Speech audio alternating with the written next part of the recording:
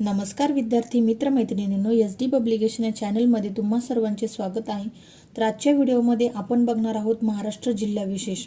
तर विद्यार्थी मित्रांनो, महाराष्ट्र जिल्हा विशेष म्हणजेच काय, तर कोणता जिल्हा कोणत्या गोष्टीसाठी प्रसिद्ध आहे हे या ठिकाणी आपण बघणार आहोत, ज्यावरती परीक्षेमध्ये नेहमी प्रश्न विचारले जातात। व्हिडिओ सुरू करण्यापूर्वी जे विद्यार्थी या चॅनलवरती नवीन असाल त्यांनी SD पब्लिकेशन या चॅनलला सबस्क्राइब करा आणि साइडमध्ये असलेल्या बेल आयकॉनवरती क्लिक करून ऑल नोटिफिकेशनला ॲक्टिव्ह करा, जेणेकरून मी अपलोड केलेल्या प्रत्येक व्हिडिओची नोटिफिकेशन तुमच्यापर्यंत सर्वात अगोदर येईल। आणि व्हिडिओ आवडल्यास व्हिडिओला जास्तीत जास्त लाईक शेअर कमेंट करायला विसरू नका।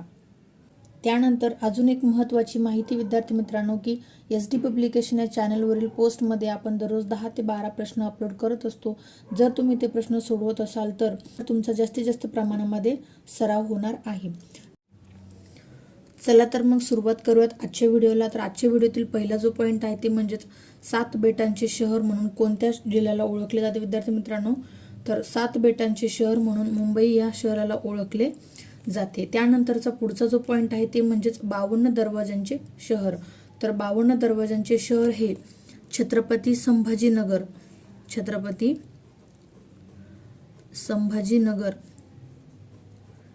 या जिल्ह्याला ओळखले जाते। त्यानंतर पुढचा जो पॉईंट आहे ते म्हणजेच भारताचे प्रवेशद्वार। तर भारताचे प्रवेशद्वार म्हणून कोणत्या जिल्ह्याला ओळखले जाते विद्यार्थी मित्रांनो, तर मुंबईला भारताचे प्रवेशद्वार म्हणून ओळखले जाते। त्यानंतरचा पुढचा पॉईंट आहे की तांदळाचे कोठार म्हणून कोणत्या जिल्ह्याला ओळखले जाते, तर तांदळाचे कोठार म्हणून रायगड या जिल्ह्याला ओळखले जाते विद्यार्थी मित्रांनो। रायगड या जिल्ह्याला तांदळाचे कोठार म्हणून ओळखले जाते। त्यानंतर पुढचा जो पॉईंट आहे ते म्हणजेच ज्वारीचे कोठार।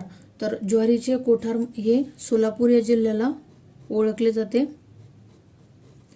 ज्वारीचे कोठार म्हणून सोलापूर या जिल्ह्याला ओळखले जाते। विद्यार्थी मित्रांनो, तुम्ही बघू शकता की या ठिकाणी आपण परीक्षेमध्ये विचारलेल्या प्रश्नांचाच समावेश केलेला आहे आणि इथून पुढे सुद्धा हे प्रश्न येण्याची जास्तीत जास्त शक्यता असते। त्यानंतर पुढचा जो पॉईंट आहे ते म्हणजेच साखर कारखान्यांचा जिल्हा। तर साखर कारखान्यांचा जिल्हा म्हणून कोणत्या जिल्ह्याला ओळखले जाते विद्यार्थी मित्रांनो, तर अहिल्यानगर या जिल्ह्याला साखर कारखान्यांचा जिल्हा म्हणून ओळखले जाते।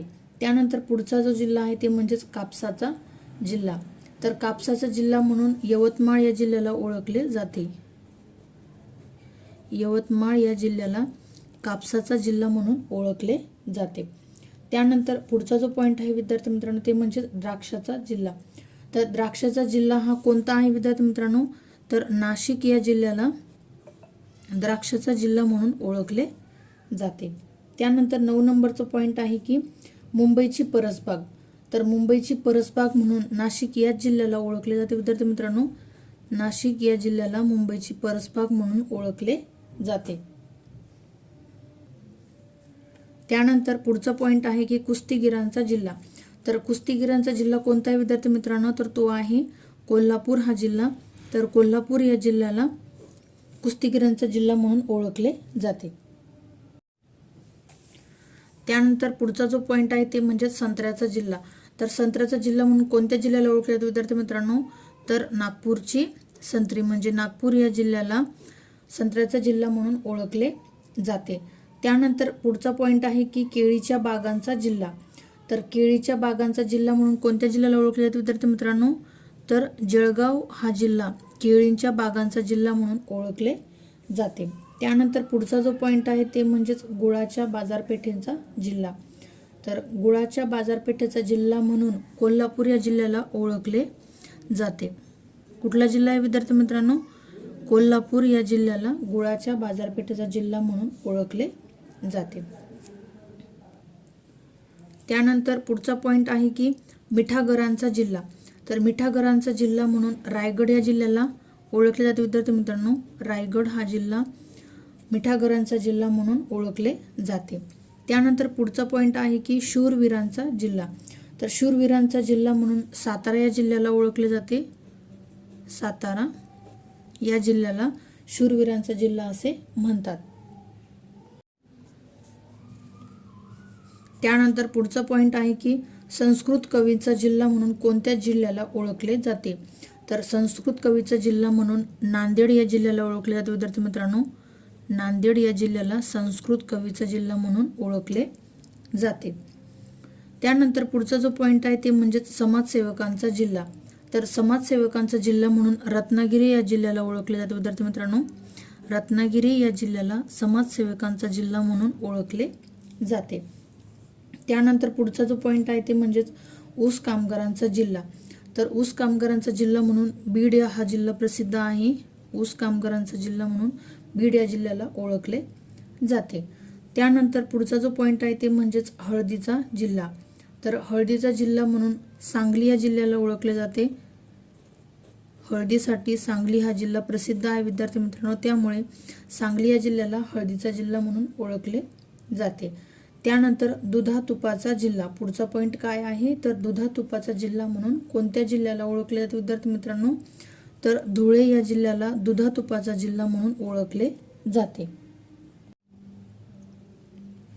त्यानंतर पुढचा जो पॉईंट आहे तो म्हणजेच शिक्षणाचे माहेरघर म्हणून कोणत्या जिल्ह्याला ओळखले जाते विद्यार्थी मित्रांनो, तर शिक्षणाचे माहेरघर म्हणून पुणे या जिल्ह्याला ओळखले जाते. पुणे हा जिल्हा शिक्षणाचे माहेरघर म्हणून ओळखले जाते. त्यानंतर आदिवासींचा जिल्हा म्हणून कोणता जिल्हा प्रसिद्ध आहे तर नंदुरबार हा जिल्हा. नंदुरबार या जिल्ह्याला आदिवासींचा जिल्हा म्हणून ओळखले जाते. त्यानंतर तिळाचा जिल्हा. तर तिळाचा जिल्हा म्हणून धुळे या जिल्ह्याला ओळखले जाते विद्यार्थी मित्रांनो. तिळाचा जिल्हा म्हणून धुळे या जिल्ह्याला ओळखले जाते. त्यानंतर पुढचा जो पॉईंट आहे ते म्हणजेच सोलापुरी चादरीचा जिल्हा म्हणून सोलापूर या जिल्ह्याला ओळखले जाते. सोलापूर चादरीचा जिल्हा म्हणून सोलापूर या जिल्ह्याला ओळखले जाते.